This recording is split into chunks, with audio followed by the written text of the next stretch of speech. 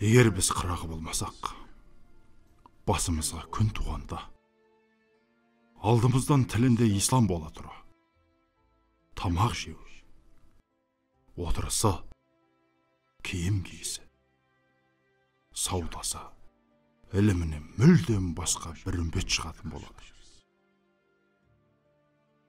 Үнді аймақтарында біреулер шығып, ислам атын пайдаланып, дүние мүлкі уәде етіп жүр. Дін саудасымен айналысып жүр. Бір нәрсенің саудасымен айналысқан, оны сатады.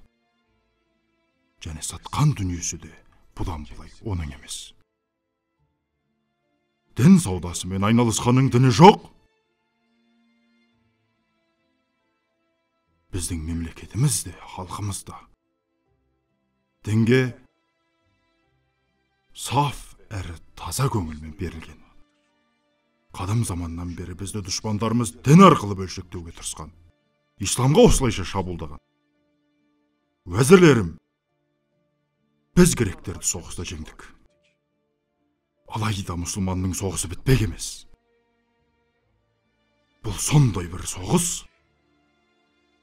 Зеңбірек, оқ, қылыш, мылтықтан бұрын рух соғысы. Әуелі рухтар тұтқынға түсіп жеңіліс табады. Сосын экономикалық майданда. Сосын әскери майданда. Сосын саясат майданда жеңілістер басталады. Біз рухымызды Аллаға ғана құл еткенбіз. Аллаға құл болған басқасына құл болмайды.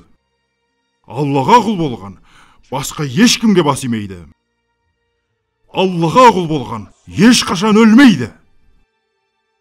Тұтқындық жоқ, қорқақтық жоқ, жеңіліс жоқ.